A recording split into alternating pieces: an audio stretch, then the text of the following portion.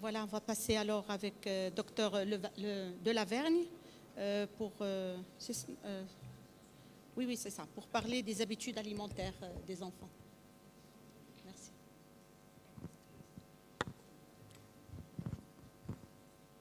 Merci. Alors, je vais essayer de couvrir ce sujet très vaste en 10 minutes et je vais me focaliser un peu sur le rôle du parent.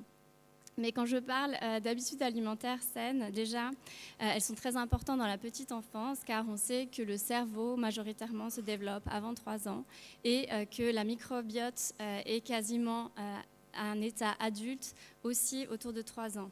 Vers 2-3 ans, c'est l'âge auquel les préférences alimentaires commencent à se démarquer et afin d'éviter les carences et aussi d'aider les enfants à maintenir leur poids, il est important de créer ces bonnes habitudes. C'est un sujet qui implique de nombreux facteurs, de nombreux acteurs. Si on regarde le modèle socio-économique de Bromfeld-Brenner, on voit que la politique est en haut du cercle, avec bien sûr les recommandations et les lois, par exemple de mettre certains composés dans les laits infantiles. Il y a le niveau organisationnel, c'est les écoles, c'est aussi l'industrie alimentaire qui a un gros rôle à jouer, bien évidemment. Il y a la communauté qui est l'interaction entre ces différentes organisations et la politique. Et ensuite, on arrive au niveau de l'interpersonnel, donc c'est les parents, la famille, ceux qui vont pouvoir impacter l'enfant, prendre les décisions pour lui, et il y a l'individu, le développement de l'enfant, le fait qu'il ait des prédispositions, etc. C'est un sujet qui est aussi assez vaste, qui peut avoir des conséquences sur beaucoup d'aspects du développement. Nous avons un conseil avec des gens très multidisciplinaires qui regardent la microbiote, le développement musculo-squelettal, les habitudes alimentaires, la neurologie. On a divisé l'impact en 3 axes, le body, le corps, brain, le cerveau, et behavior, le comportement. Je vais me focaliser un peu plus sur le comportement. Mais quand on parle de bonnes habitudes alimentaires, les recommandations sont très claires pour les 6 premiers mois de vie, c'est l'allaitement maternel exclusif. Ça se complexifie un peu plus au moment de la diversification. Pour la diversification, on pourrait se demander quand. C'est assez clair, c'est vers 6 mois, quand l'enfant montre des signes qu'il est prêt, qu'il peut s'asseoir avec support, qu'il ouvre la bouche et qu'il montre l'intérêt pour la nourriture. Ensuite, il y a le quoi, c'est l'apport nutritionnel, pour qu'il n'y ait pas de carence. Je pense que beaucoup de gens peuvent en parler beaucoup mieux que moi aujourd'hui. Il y a la simulation des sens dont j'ai parlé déjà ce matin, et il y a le comment.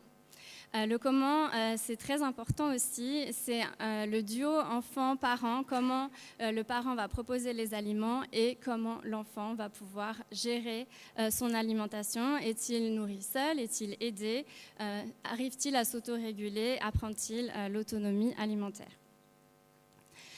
Pour l'attitude du parent dans la diversification, on peut les diviser sur 2 axes. L'un sur la quantité de nourriture ingérée et l'autre sur le contrôle parental. Il y a 5 styles qui ont été définis. En haut à gauche, on a le style restrictif qui veut limiter les quantités consommées, moins gras, moins sucré, moins salé, en général qui résulte à une quantité d'aliments trop peu qui est ingérée. Dans le trop peu ingéré, il y a aussi le parent à l'opposé qui laisse faire, qui ne contrôle pas forcément la qualité et qui ne va pas être présent pour soutenir l'enfant pour qu'il puisse ingérer les quantités suffisantes dont il a besoin. Dans la partie quantité alimentaire en excès, nous avons le style parental de pression, le parent qui veut que l'enfant termine son assiette, qui va contrôler beaucoup la qualité, mais qui risque de pousser l'enfant à manger plus que s'il n'a besoin, ce qui est mauvais pour son autorégulation. Dans le côté moins dans le contrôle, nous avons le parent indulgent qui va avoir tendance à donner des aliments sucrés en récompense quand l'enfant n'a pas forcément faim et c'est aussi très mauvais pour l'autorégulation. Donc la cible serait une attitude de parent réactif qui est présent mais moins dans le contrôle, qui est là au moment des repas, qui propose la qualité et la nutrition des aliments, mais qui laisse aussi l'enfant émettre les signes de faim et de rassasiement. Le parent réactif, en général, est aussi assez conscient d'autres facteurs, tels que les écrans. On a parlé des écrans ce matin. Ils ont un impact néfaste sur le langage et sur le développement de l'enfant. Nourrir un enfant devant un écran va peut-être augmenter la quantité de nourriture ingérée, mais ne va pas lui permettre de s'autoréguler et d'être conscient de son expérience d'alimentation.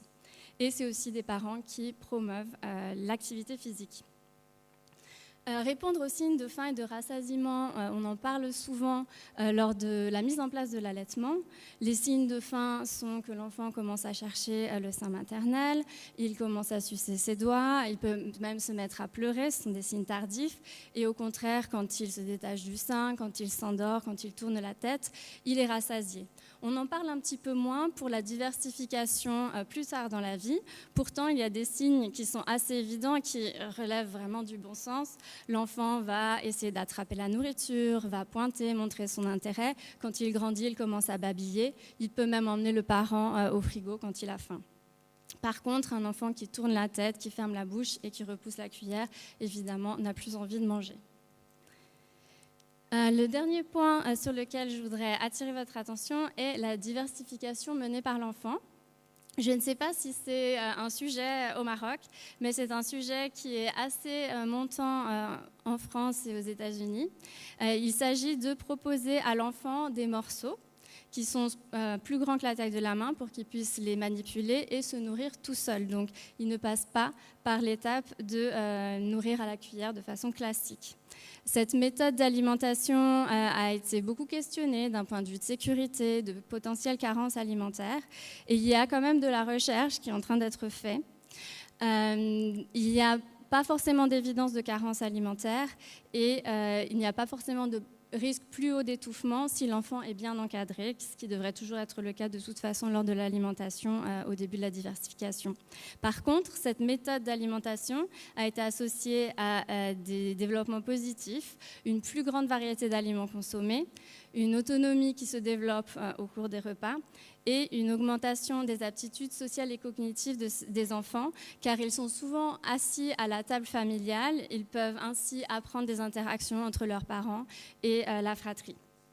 Il y a un manque de recul quand même sur ces modes de diversification exclusifs.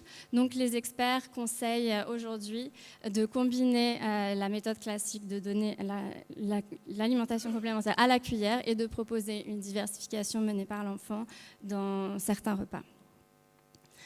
Donc, pour conclure sur ce sujet, les habitudes alimentaires saines se développent dès la petite enfance. Et il est important de donner au bon moment la bonne qualité nutritionnelle.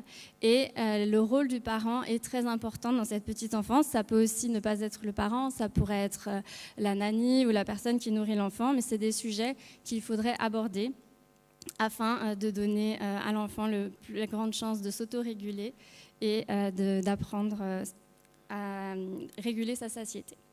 Je vous remercie.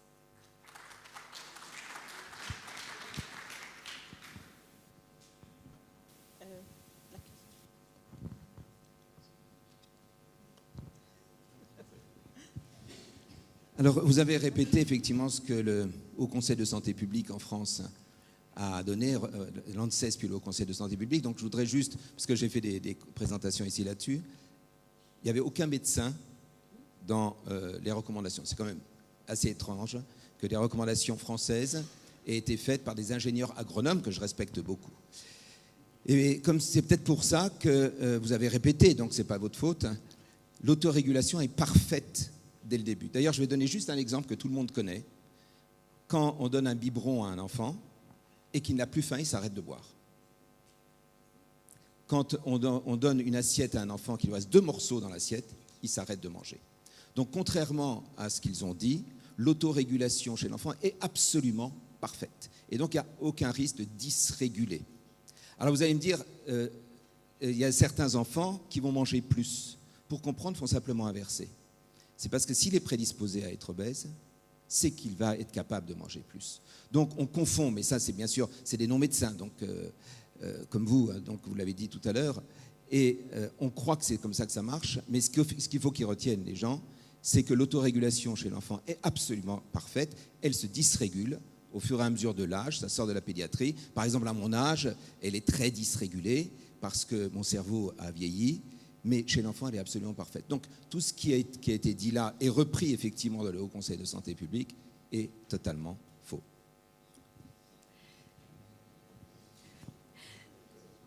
Merci pour ce challenge. Je pense que tout ce qui a été dit n'est pas forcément faux dans le sens où peut-être que je suis d'accord, l'autorégulation est très bonne dès la naissance, mais il y a quand même des facteurs impactants dans le comportement des parents.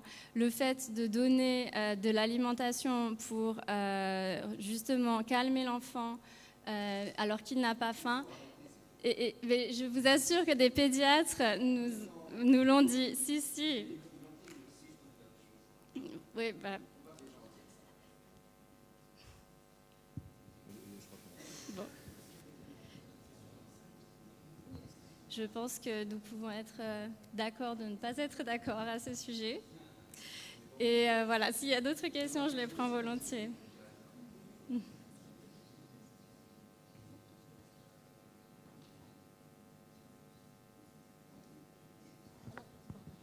Moi, je voulais poser une question.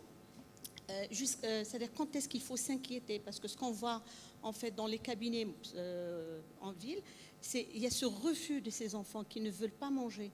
C'est-à-dire, et la maman, elle n'arrête pas de proposer. Quand s'inquiéter, c'est-à-dire la maman, elle nous dit, elle donne la quantité juste, elle le laisse 5 heures, 6 heures, et c'est des enfants qui ne cherchent pas, qui ne demandent pas à manger. Donc quand est-ce que s'inquiéter pour ne pas passer à, je ne sais pas moi, à une anorexie ou alors à des déficits alimentaires et tout. Donc on est toujours confronté à ce sujet au cabinet. Si la croissance est positive, bien évidemment, il ne faut pas s'inquiéter.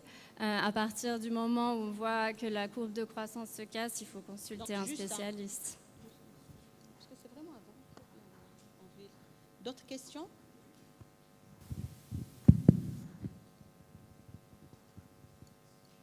Il faudra après me donner une médaille de celle qui pose le plus de questions. Hein. Pour justement, moi je voudrais que si on sort de cette communication, c'est de retenir, à mon sens, le message suivant. Je suis d'accord avec le professeur Tougnan sur l'histoire. L'enfant, il s'autorégule. C'est une règle. L'enfant, quand il ne veut pas manger, il ne faut pas qu'on le force. Il faut que nous, les pédiatres, on explique aux parents que quand il ne veut pas manger le plat avec ses légumes, avec ses fruits, avec les protéines animales, il ne faut pas lui proposer autre chose. Parce que la problématique dans les troubles alimentaires de l'enfant, quand l'enfant ne prend pas, on ne lui repropose pas une deuxième, une troisième, une quatrième, on se fatigue très vite. Les mamans se fatiguent très vite et proposent autre chose. Le pot de yaourt, le biberon de lait, les biscuits. Moi, j'ai vu des enfants manger des biscuits et du lait à longueur de journée parce qu'ils avaient une nounou qui ne se cassait pas la tête. Il n'a pas voulu manger. Elle leur envoie même les vidéos, elle lui donne à manger, il ne veut pas. Alors elle lui donne les biscuits pour ne pas avoir d'hypoglycémie. Merci pour cette remarque, je pense que c'est un bon message. Il y a aussi tout l'impact sur le développement neurologique de l'interaction avec le parent, qui n'est pas forcément lié à l'autorégulation, qui je pense est important pour l'attachement et la bonne relation avec le parent également.